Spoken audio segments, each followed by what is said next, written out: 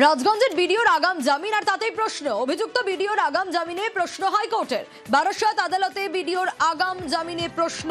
কি প্রশ্ন উঠে এলো আরো বিস্তারিত এই বিষয়ে জানাতে পারবে অর্ণব, রয়েছে আমার সঙ্গে। অর্ণব, আগাম জামিন এবং বারাসত আদালতে বিডিওর এই আগাম জামিনে কি প্রশ্ন উঠলো হাইকোর্টে?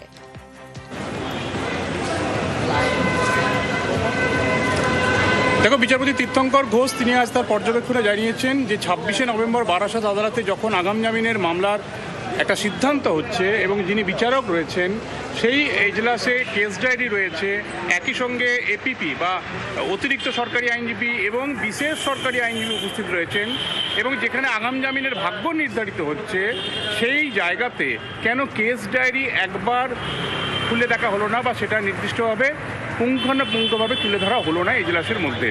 তাহলে কি যে বিচারক আগাম জামিন দিলেন সেই বিচারক আদৌ তার মাইন্ড অ্যাপ্লাই করেছিলেন, অর্থাৎ তার বিবেচনা, তার যে বিচক্ষণতা জুডিশিয়ারির, সেটার কি তিনি সঠিক বাস্তবিক প্রয়োগ করেছিলেন? এই প্রশ্ন তোলেন আজ বিচারপতি তীর্থঙ্কর ঘোষ। এর পাশাপাশি তিনি এটাও প্রশ্ন আকারে বলেন যে এই ঘটনায় দুটো বিষয় যুক্ত রয়েছে, এক সোনা লুটের ঘটনা, অন্যদিকে একটি খুনের ঘটনা। এই দুই ঘটনার সঙ্গে কেস ডায়েরিতে যা যা তথ্য রয়েছে তাতে অভিযুক্ত আর যাই হোক না কেন, অর্থাৎ অভিযুক্ত যেই হন না কেন, এই ঘটনা বা এই মামলা কিন্তু বহু দূর গড়াবে, এটাও বিচারপতি তার একটা আভাস দেন।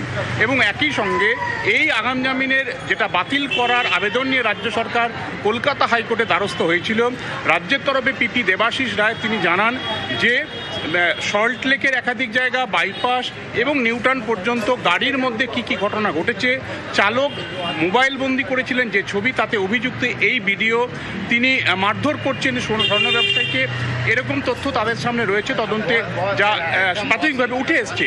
এবং এই তথ্য চালকের মোবাইল থেকেই শুধু পাওয়া গেছে তাই নয়, একই সঙ্গে যে স্পটে তারা গিয়েছিলেন সেখানকার সিসিটিভি ফুটেজ সেই সংশ্লিষ্ট এলাকার, সেগুলিও কিন্তু হুবহু মিলে যাচ্ছে। অর্থাৎ কোথায় গাড়িতে উঠছে, কোথায় গাড়ি থেকে নামছে, দেহ কোথা থেকে ফেলা হচ্ছে গাড়িতে, এই পুরো বিষয়টাও কিন্তু মিলে যাচ্ছে। এরপরই অভিযুক্ত এক্ষেত্রে এই রাজগঞ্জের বিডিওর ভূমিকা যে কতটা গুরুত্বপূর্ণ এই মামলার প্রশ্নে, সেটাকে তুলে ধরা হয়। শেষমেশ আগাম জামিন বাতিল চেয়েছে রাজ্য, বিশেষ করে বিধাননগর পুলিশ। সেই আগাম জামিন বাতিল করা যায় না বলে প্রশান্ত বর্মনের আইনজীবী সিনিয়র অ্যাডভোকেট সৌরভ চ্যাটার্জির যুক্তি। এক্ষেত্রে তাদের আইনি যুক্তি কী রয়েছে সেটা লিখিত আকারে 20 তারিখ শনিবারের মধ্যে জানাতে হবে আদালতকে, এবং সেটা রাজ্যের আইনজীবীর উদ্দেশ্য সেগুলিকে পরস্পর যেটা আমরা বলি এক্সচেঞ্জ করতে হবে, এবং সোমবার দিন এই জামিন ভাগ্য মামলা চূড়ান্ত জায়গা পৌঁছাবে এবং সেদিনই হয়তো সিদ্ধান্ত হতে পারে এই আগাম জামিনের মামলা খারিজ হবে নাকি অন্য কিছু হবে। সোনিয়া। পোস্তায় বহুতল থেকে যুবকের ঝাঁপ, কলকাতা মেডিকেলে যুবককে মৃত ঘোষণা।